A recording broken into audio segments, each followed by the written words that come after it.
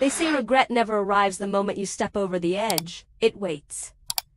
It lingers in the background, hiding until the noise settles, until the world grows quiet again, and you're left alone with the reverberation of what you chose to do, alone with the version of yourself you barely recognize. That's how it began for me. With a single moment, one decision that can't be undone, and the uneasy awareness that I didn't stop myself when I still could have. It was an unremarkable Tuesday evening, the kind that drifts by on autopilot. My husband, Michael, was away on a week-long business trip, and the house held that familiar, hollow stillness it always seemed to carry in his absence. I just returned from work, kicked my heels off near the door, and wandered into the kitchen to pour myself a glass of water. That's when I noticed it, the steady sound of running water, coming from upstairs. I remembered then that Liam, my stepson, must have gotten home early from his university classes. He was 21, reserved, thoughtful, often quiet in a way that made you notice him more when he wasn't there. Nothing about the situation seemed strange at first, but when I reached the stairs, something made me slow. The bathroom door at the top was slightly ajar. Light spilled into the hallway, and steam drifted out in thin, wavering strands. That wasn't like Liam. He was meticulous about his space, almost intensely private. An open bathroom door didn't fit him. I paused, my fingers resting on the banister. Every sensible instinct told me to turn around. Still, curiosity nudged me forward. Just a quick look, I told myself. Nothing more. What I saw stopped me cold. He stood at the sink, shirtless, his jeans hanging low on his hips, muscles drawn tight with tension. His hands were moving at something I couldn't fully see. Then, a floorboard creaked beneath my foot. He turned sharply, eyes wide. He grabbed a towel and wrapped it around himself, clutching it as if it were armor. I didn't know you were home, he said, his voice unsteady. Heat flooded my face. I wasn't trying to. I just heard the water, I replied quickly, already stepping back, my gaze averted. I should have left it there. But I caught something in his expression. Something beyond simple embarrassment. There was panic there. A fracture. And suddenly, walking away felt wrong. Liam, I said quietly, stepping back inside and pulling the door nearly closed behind me. Are you all right? He sank onto the closed toilet lid, fists tightening in the towel. I'm just embarrassed, he murmured, his voice strained, as though he'd been holding himself together for far too long. He couldn't look at me. I leaned against the counter, keeping my tone gentle. You don't have to explain anything if you don't want to, but I'm here if you need someone. For a moment, he only breathed, shallow. Then, everything spilled out at once. Tangled and rushed. There's something wrong with me, with my body. I didn't know who else to ask. I thought no one would understand. The fear in his voice wasn't fleeting. It was deep. Convincing. The kind that makes you believe you're broken beyond repair. My chest tightened. It's okay, I said softly, stepping closer. You're not alone. Whatever it is, we can figure it out.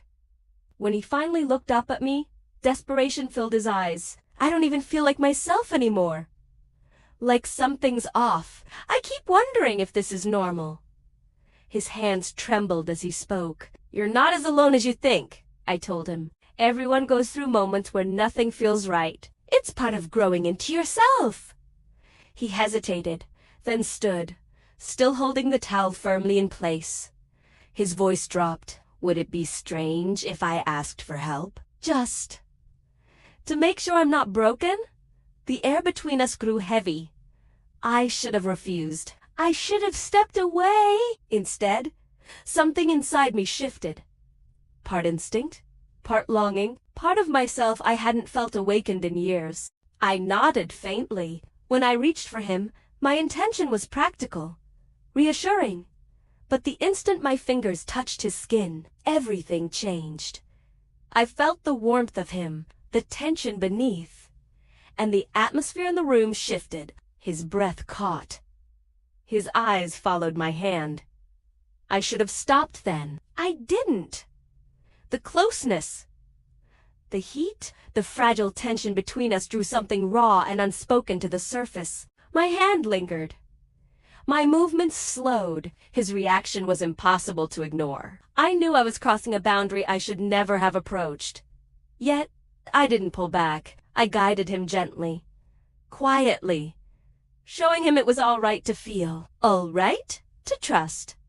And though I told myself I was helping him, I knew the truth. I was feeding my own hunger for closeness, for connection, for feeling wanted again. The moment hung suspended in the steam-filled room, alive with something neither of us dared to name. When it was over, the silence felt louder than the running water. Liam searched my face, his expression tangled with relief, confusion, and something deeper.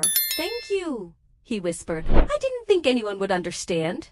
I forced a small smile as guilt crept in. "You're not alone," I said. "I'll always listen." Then I left. That night, sleep never came. I stared at the ceiling as shadows shifted above me, the truth pressing down harder with every passing hour. I hadn't just crossed a line. I had erased it. In the days that followed, Liam avoided me. He turned away in the hallway, kept his distance. The house itself felt altered, heavy with the secret we shared. I told myself it had been a single mistake, that my intentions were pure. But the memory of his warmth, the look in his eyes, and the way my own body had responded, replayed relentlessly. Then, one evening after dinner, as Michael settled into the living room with the television murmuring softly, Liam lingered in the kitchen. He stood in the doorway, watching me. "I've been thinking," he said quietly. "About what?" I asked, though I already knew. "About that night," he said. "About how you made me feel." He stepped closer, just enough to shift the air again. "I think I need to talk to you." "Really talk?" My heart raced. "All right," I whispered. "I'm listening." "I don't know what it means," he admitted, holding my gaze. "But I think I have feelings for you." The room seemed to freeze. I opened my mouth, but no words came. None that could fix what had already been done. All I knew was this: what we'd crossed could never be undone. And whatever came next, we were already far past the point of return. Later that night, long after the house fell silent, I sat alone at the kitchen table. A cup of tea grew cold before me as the clock ticked steadily, marking minutes I could never reclaim. I told myself time would dull it. That distance would restore what had been broken. But some choices don't fade. They settle inside you, quiet and patient. Every shared silence, every avoided glance, carried the weight of what we both remembered and pretended not to. Thank you for listening to my story. If you've ever felt lost or confused, remember there are resources available to help you find your way. Don't forget to like this video and subscribe to the channel for more stories.